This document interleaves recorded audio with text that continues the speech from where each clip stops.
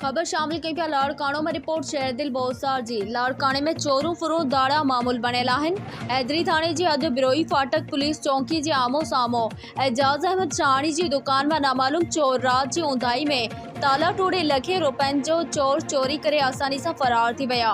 उन मौके ते दुकान मालिक एजाज़ अहमद शाहणी साफ़िन सां ॻाल्हाईंदे चयो त हाँ मसइलो इहो आहे त मुंहिंजो बिजली जो दुकान आहे, मां हिते कमु कंदो आहियां।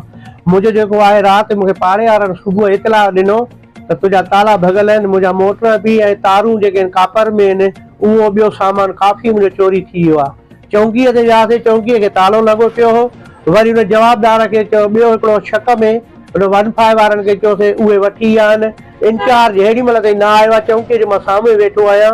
वरी बदिले सां खरोस सां मां मिलियुसि कि हीअ मोटरसाइकिल मूंखे पराई आहे, हीअ ॾेई मोटी थो अचां, तव्हां जीअं चवंदव।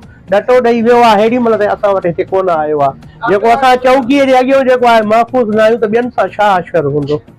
अच्छा, मुंहिंजो दुकानु जेको आहे चौकीअ जे आम्हूं साम्हूं आहे। उन वटि सुबुह शाम जेको आहे प्राइवेट माण्हू वेठा आहिनि, पुलिस आहे ई कोन। अॻ में बि अर्ज़ु कयो त पुलिस, असां वियासीं चौकीअ ते, पुलिस वारो को बि कोन हुयो। ऐं हेॾी महिल बि तव्हां अचे चौकीअ ते ॾिसो, प्राइवेट माण्हू ऐं मवाली ऐं हीरोनी वेठा आहिनि। मुतालबो कयां थो IG सिंध खे, DIG लाड़काणो चोरी थियल सामान फौरी तौर वापसि कराए ॾिनो वञे। जेको चौकी इंचार्ज आहे अदिलो खरोस, उनखे फौरी तौर हटायो वञे। ईमानदार ऑफिसर को मुक़ररु कयो वञे जीअं असांखे तहफ़ुज़ मिले।